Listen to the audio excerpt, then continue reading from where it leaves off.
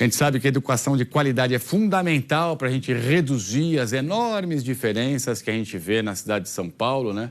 Foram registradas aí pela Rede Nossa São Paulo no mapa da desigualdade. Ontem a gente falou sobre esse mapa já aqui no SP1 e hoje a gente vai mostrar mais alguns detalhes importantes dessa pesquisa, ó. As mortes por causas mal definidas cresceram mais de 1.300%. Nesse item entram mortes de moradores de rua, por exemplo, casos que ninguém se interessa em investigar. Aumentaram também os registros de feminicídio, mais do que dobraram, dá uma olhada. E os casos de violência contra a mulher subiram 51%. Ainda tem casos de violência racial, ou seja, racismo, 22%. E na mortalidade materna, um crescimento de 14%. A gente viu que a Rede Nossa São Paulo registrou um aumento, portanto, nos casos de racismo. E esse ano, pela primeira vez, o mapa mostra onde vive a população negra na cidade de São Paulo.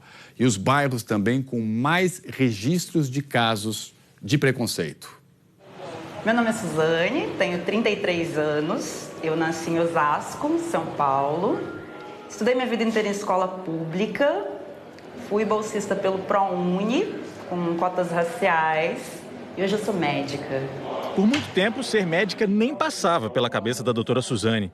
Era uma ambição muito ousada para uma estudante negra de família pobre. Você chega no ambiente e pensa, né? Um negro vestindo paletó é o porteiro, é o motorista. Por que não é o gerente, sabe? Por que não é a pessoa que está num status de poder? Ela se formou há pouco mais de um ano e mudou a lógica das últimas gerações da família dela. Eu acho que a nossa sociedade, ela leva a gente para essa leitura, né? Para essa visão que é muitas vezes reproduzida de forma a silenciar, de forma a subalternizar, a colocar o negro nesse lugar de periferia, nesse lugar de inferioridade.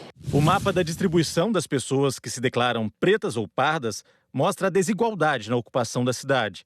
A população negra mora principalmente nos bairros mais afastados da região central.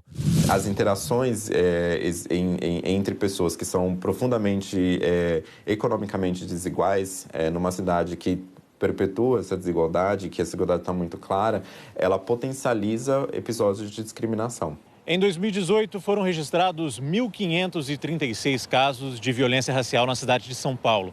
Sé, Barra Funda, Jardim Paulista, República e Bom Retiro foram os distritos com mais registros, mas muitos casos nem chegam às delegacias. Não necessariamente o fato de você ter uma denúncia de insulto racial, de uma injúria racial, de um crime de racismo, ele vai gerar efetivamente uma investigação adequada com relação a isso e eventualmente uma punição.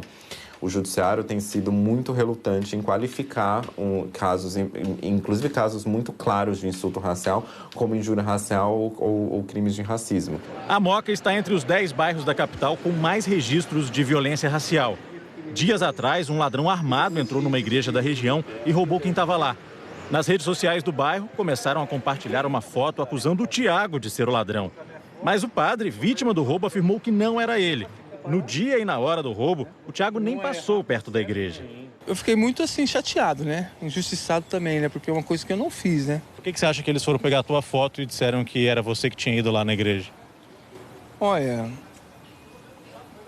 foi um pouco também por ser morador de rua e um pouco também de discriminação, né? O padre Júlio Lancelotti está há 34 anos em outra paróquia do bairro.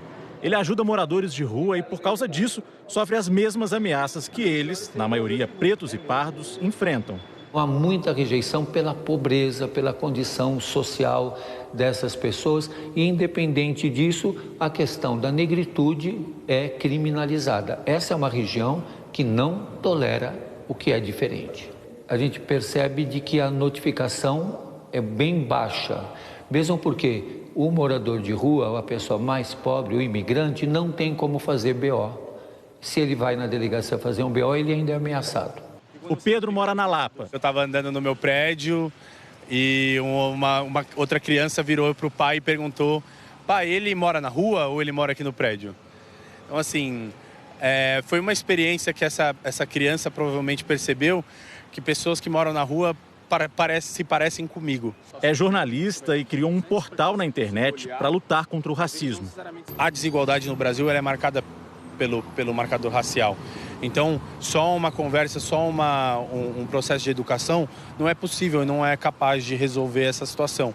A gente precisa trabalhar também numa perspectiva de alterar essa desigualdade econômica existente entre esses grupos. A doutora Suzane mora e trabalha na região da Penha. Fez faculdade em Itaquera e estágio nos bairros da região, onde enfrentou uma situação muito comum entre os negros. Eu acho que mais doloroso é a experiência de ser seguida no supermercado, né? Isso sempre acontece. Às vezes, até de já ter sido acusada, né? Teve uma situação que eu fui numa loja, fui comprar algo e quando cheguei no mercado, paguei e a pessoa me disse, agora paga pelo que você roubou. Porque já olha para mim e qual que é essa visão, né? Olha para o negro como se ele fosse bandido. Agora ela é médica de um centro de atenção psicossocial. A melhor experiência que tem é quando eu chego para atender um paciente e aquela barreira que eu sofria não existe mais. Aquela barreira de nunca ter visto um médico negro, de nunca ter sido atendido por um médico negro, essa barreira não existe mais. É maravilhoso quando você consegue inspirar, né, jovens a escolherem também medicina, a perceberem sua potência, descobrirem que podem também, sabe? Então isso é maravilhoso. E eu acho que isso também cura as feridas do racismo, né? Que demais, hein? Que depoimento, que belíssima reportagem, que lição de vida pra gente, que é uma reportagem como essa, né?